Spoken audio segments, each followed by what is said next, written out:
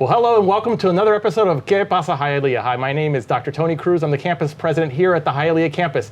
And this is the first episode in person at our fabulous learning resources at the Hialeah campus. And with me today is Nelson Rubio, our special guest. Dr. Cruz, thank you for having me. Appreciate it. Thanks for being here, Nelson. And you're an amazing student and leader here on campus. And I just have some questions for you today. Let's get into it. So what do you think? Yeah, let's go. All right, great. So first and foremost, tell us a little about your background, like where you grew up, where you went to school. I'm sure that our audience wants to know a little bit more about you. Well, first generation, born here. My parents came from Colombia. Mm-hmm. So I went to school in PSN by Miami Lakes, Palm Springs North Elementary. Then from there I went to Lawton Childs, and I graduated from American Senior High, right on Miami Lakes by 67th Ave. Okay. Yeah. Throughout my journey there, it's funny because one of the things that I've always been blessed with is that throughout my education, whether it be K through 12 or here at the college, I've had some amazing professors. And I can think back to as far as third grade, I had a professor, her name was Ms. Nelson, like super dynamic, very passionate about students. I think back further down the line, even maybe in fifth grade, Miss George, mm-hmm. and she was like so nice, caring, took the time to speak to every child, like get to know their individual character. Right. And I think to myself, I'm like, wow, like, you really had such a pleasant experience. And, I've heard other students that tell me they don't really have those professors that made an impact for them. And I'm just like, wow.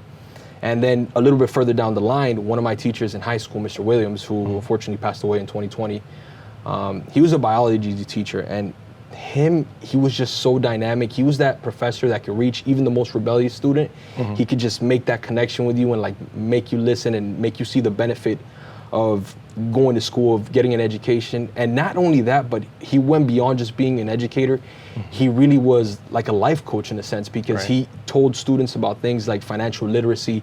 He told them, make a plan, make sure you know what you want to do, guys, do this, do that. And I guess he kind of drew on the experiences of he himself. His parents were immigrants. They came from the Bahamas. Mm-hmm. And he told me, he's like, seeing your parents grow up or struggle, and he's like, I learned from that. And that's why I try to like push it on you guys.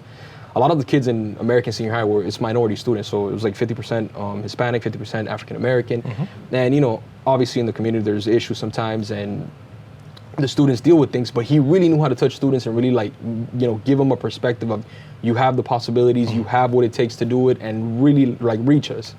And I have to say that, really left an impact on me. To this day, like I remember conversations, even after high school, when I graduated, I would still keep in contact with him. Mm-hmm. It was just the person he was. I was actually able to give a speech at his eulogy, and wow. When it came to thinking about who he was as an individual, the only word that really could describe him was probably selfless.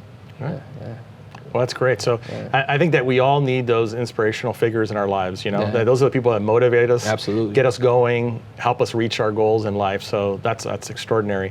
And Nelson, we just had commencement recently. Correct. Here, and we were at Lone Depot Park. We had about 1,500 students graduating at that commencement ceremony. Correct. You were one of them, and we also had probably around over 5,000 family members in the crowd as well. And you had the privilege, right, of being one of the speakers at the graduation, which is the commencement ceremony, which is something that most students don't get to do. And towards the end of the ceremony, you got to walk across the stage, right, as a graduate. So, what were your thoughts? What raced through your mind when you were doing the speech? Also, as you crossed the stage and got your diploma, what went through your mind? When I was giving the speech, I had been rehearsing this, and you always, when you want to give a speech, you want to make sure your cadence is on point, that you don't look nervous, you don't mess up. Honestly, I did think about the fact that this is a distinct honor. Everybody doesn't get to do this. Most students don't get to do this. And I felt that even when I was writing the speech, I wanted to embody distinct things about the campus, the Hialeah campus, making sure to reference the hard work that the students have done to get to that point. Mm-hmm. And also, just reach out to the students and let them know, look, your accomplishments have merit. Really take this moment in, enjoy it, because this is the fruits of your labor. Mm-hmm. Yeah. And walking across the stage, I was like, wow, thinking back on like all the things that I've been able to do here on campus, whether it's serving as SGA president or PTK vice president or being a scholar's mentor, I'm like, wow, like the amount of things that you've been able to do, and while working full time, being a student, and just really get involved on campus, it was amazing. And I was surprised myself because, you know, there's times where you're like, you have your self-doubts at times. You're like, can I do this? And then when I finally done, I'm like, dude, you really did it, you know? And it was humbling, but it was an amazing experience. I really, it's bittersweet because I think about, wow, now you're done. You're on to bigger and better things, but nonetheless, you know, MDC is always gonna be a part of me. And that's awesome. You know, I don't think I'm ever gonna forget it here. Well, you've left a great impact here at the Hialeah campus, not just academically, but also as a student leader. I know you've held several positions and capacities, and that's going to be, you know, I think you've been a role model, right? I tried to my a lot best. of our students, and I think that is a great thing that you can leave behind as a legacy here on campus. But now, you know, very, very soon you will officially graduate, right? Correct. Officially. I mean, the commencement was a ceremony, but you'll officially Not graduate. quite there yet, Not quite but there, but almost there. Very, very, very close. You're going to be graduating with your bachelor's degree. Correct. And so, what next for you? What's the next thing? Well, looking into applying to an MBA program. As far as I can always remember, for me, a dream was to go to UM. So I'm going to be applying to the University of Miami, hopefully getting an MBA. It's crazy because I think to myself sometimes like, wow, like, look how far you come, and you were like, okay, I'm gonna get through this. And now it's like, it's a necessity. I feel like I gotta keep on doing something because I like keeping myself busy, like having a goal to reach. So I think that the MBA is a natural move for me. Yeah. I work in business already. I do sales. I think that in the future, owning my own business or maybe, you know, working my way up the corporate ladder seems like a possibility for me. But I think that an MBA degree would definitely help in that pursuit. So for me, it's always, you never stop learning, even if you're in school or not. Yeah. But I think that at this moment in time, definitely that's my next goal.